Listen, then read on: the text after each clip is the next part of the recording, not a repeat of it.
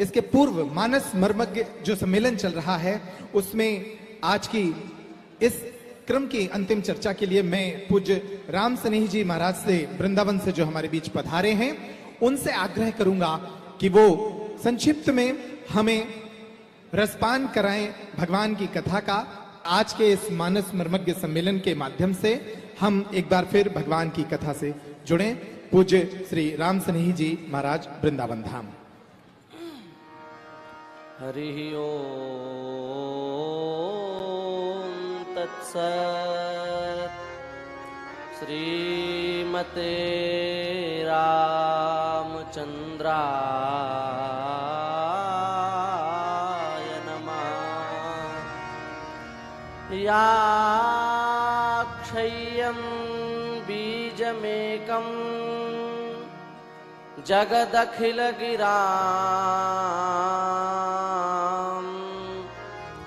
सर्वसाफल्यमूलम्।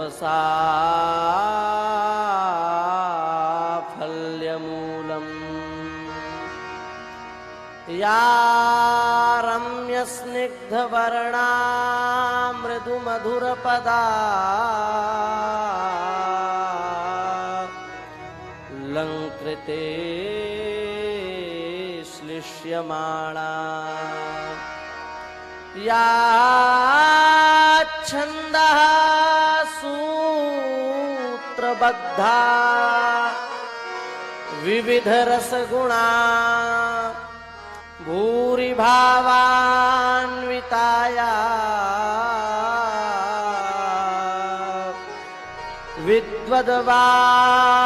विद्वद्वाग्जाह्नवीयं क्षपयतु दुरितं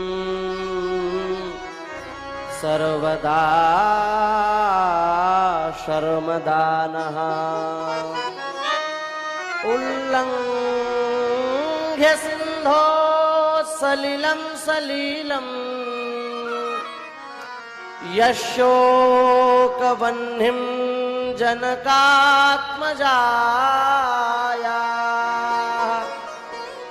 आदाय तेनैव ददाह लङ्काम्। नमामि त्वां प्राञ्जलिराञ्जनेयम्।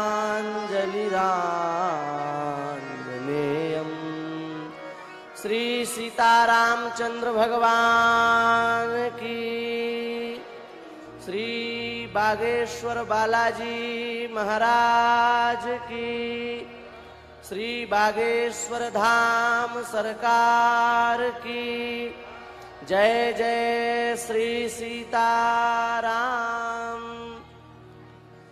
मंच पर विराजमान सुरभारती सुरभितांतःकरण संपन्न ज्ञान विज्ञान व्याख्यान परायण सनातन संस्कृत संस्कृति संवाहक मानस मर्मज्ञ मानस विचक्षण मानस ज्ञान पारावार पारेण समस्त विद्वज्जनों के चरणों में बारंबार यथायोग्य प्रणाम करते हुए एवं विशेषतः परम पूज्य श्री बागेश्वर धाम सरकार जो श्री अनंत बलवंत हनुमंत लाल जी की मंगलमयी कथा सुना करके संपूर्ण भारतवर्ष को ही नहीं अपितु संपूर्ण विश्व के हृदय को प्रेम रस से सराबोर कर देते हैं।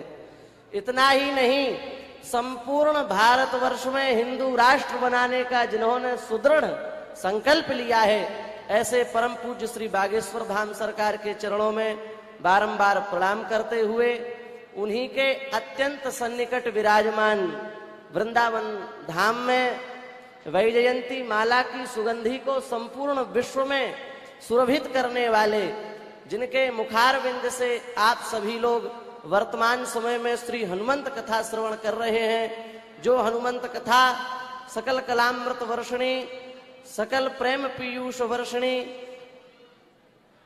सकलामृत संपादिनी, भगवत सुविशः कौमुदी काल व्याल विषज्वाला ज्वलदिवले शमिनी परमानंदमयी अमृत वर्षिणी वाणी से युक्त है। सकल दुरित जन्य पाप ताप संताप विनाशिनी सकल कला कलाप कदनी परम स्मित बदनी जाड्यांग हारणी भवभीति जाज्वल्यमान भवभीति विदारणी। ऐसी भगवान की मंगलमयी श्री हनुमंत लाल जी की जो आप सभी को कथा श्रवण करा रहे हैं, ऐसे परम पूज्य श्री आचार्य चरण, उनके चरणों में भी हम बारंबार दंडवत प्रणाम निवेदित करते हैं। वस्तुतः यह घोर कलिकाल चल रहा है और इस घोर कलिकाल में यदि इस कलिकाल से बचने का सर्वोत्कृष्ट और सरलाति सरल साधन है तो वो है श्रीमद् रामचरितमानस का आश्रय। श्रीमद् रामचरितमानस का आश्रय लेकर के हम लोग इस कली के कलमश से अत्यंत शीघ्र मुक्त हो सकते हैं। और विशेष बात तो यह है कि त्रेता युग में भगवान श्री राम ने समुद्र को पार करने के लिए एक सुदृढ़ सेतु का निर्माण किया, जिस सेतु के माध्यम से संपूर्ण वानर सेना जो है वो लंका तक पहुंच पाई। लेकिन धन्य है कलिपावनावतार कवि कुलचक्र चूड़ामणि श्री गोस्वामी तुलसीदास जी महाराज, जिन्होंने श्रीमद् रामचरितमानस के 7 कांडों के रूप में इस कलि समुद्र को पार करने के लिए 7 सुदृढ़ सेतुओं का निर्माण कर दिया। और विलक्षण बात तो यह है कि गंभीरता की दृष्टि से विचार यदि किया जाए तो 7 कांड ही 7 समुद्र नहीं है। मानस जी की प्रत्येक पंक्ति इस कलि से पार कराने में समर्थ है। और पंक्ति ही नहीं, मानस जी का एक एक अक्षर, एक एक वर्ण, एक एक मात्रा, एक एक शब्द इस कलिकाल से पार उतारने के लिए समर्थ है। इसलिए हम कहेंगे कि मानस जी का कांड ही नहीं अपितु मानस जी का एक एक वर्ण इस कलयुग से पार उतारने में सक्षम है, वो पुल का काम करने के में सक्षम है। वस्तुतः मानस में जो भगवान श्री राम का चरित्र है वो अत्यंत अद्भुत और उदारता पूर्ण है। देखो, व्यक्ति में या तो सुंदरता होती है और यदि सुंदरता न हो तो उसमें गुण होते हैं, पर सुंदरता और गुणवान दोनों एक साथ किसी में प्रतिष्ठित हो जाना ये बहुत कठिन बात है। और भगवान श्री राम के संबंध में श्री दशरथ जी महाराज कह रहे हैं, भयउ राम सब विधि सब लायक। भगवान श्री राम सब विधि सब लायक बन गए, अर्थात सर्वगुण संपन्न हो गए।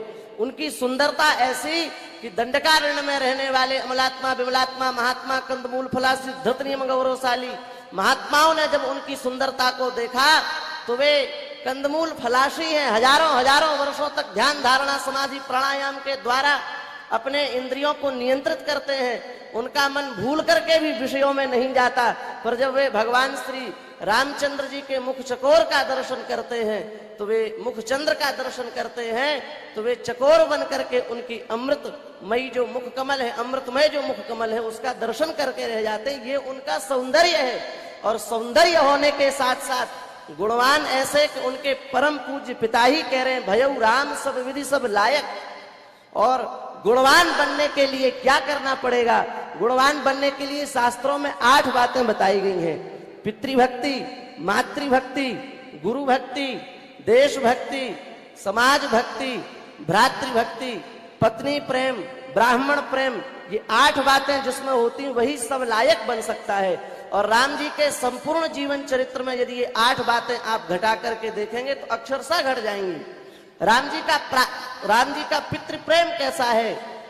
छोटी सी आयु है राम जी की, लेकिन छोटी सी आयु में ही भगवान श्री राम क्या करते हैं? प्रातः काल उठ के रघुनाथा मात पिता गुरु नावई माथा। आजकल के बालक माता पिता को प्रणाम करने में संकोच का अनुभव करते हैं, लेकिन धन्य है श्री राम जो बाल्यकाल से ही अपने पिता माता के चरणों में प्रणाम करते हैं। उनकी जो प्रातः काल की वेला है वो प्रणाम से प्रारंभ होती है। और आज का समय कैसा है? पड़े पड़े ही पलंग पर करें नशे का ध्यान, हवन करें सिगरेट का, होए आत्म कल्याण।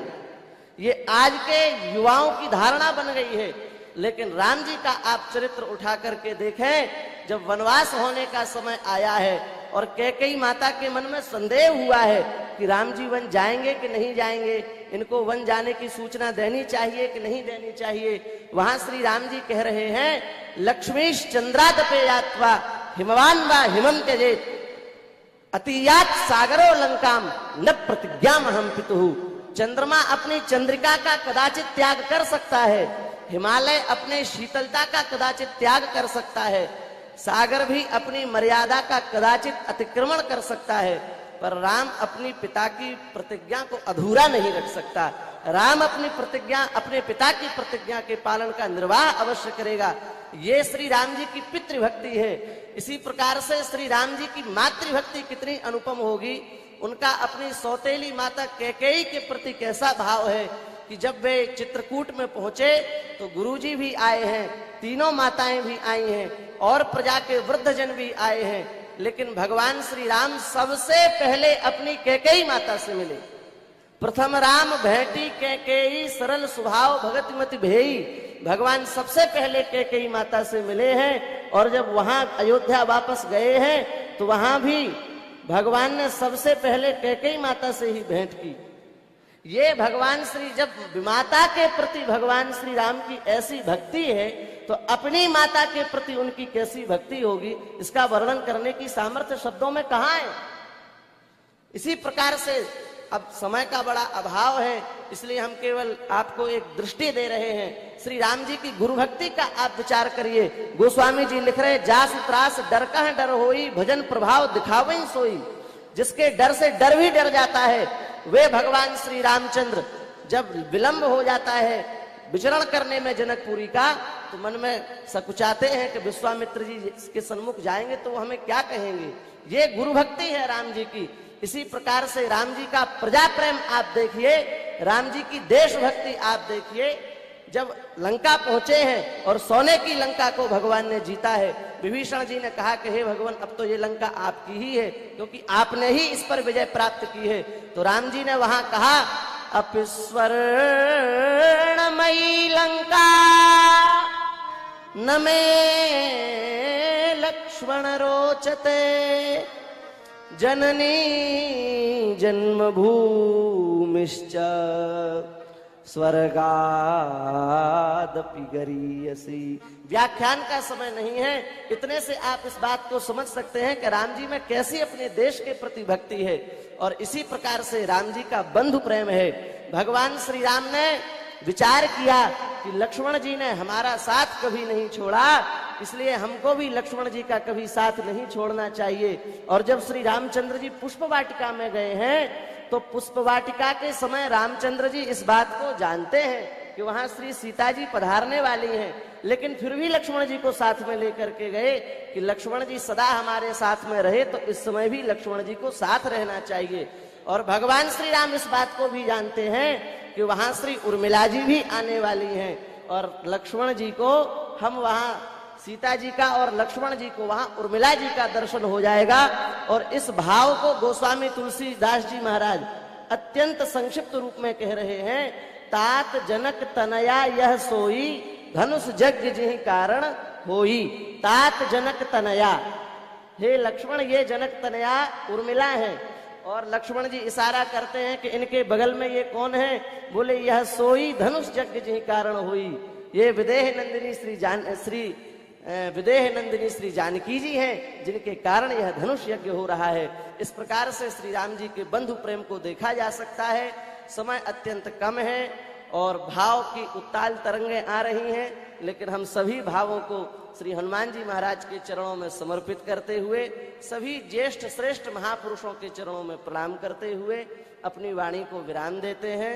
श्री सीता रामचंद्र भगवान की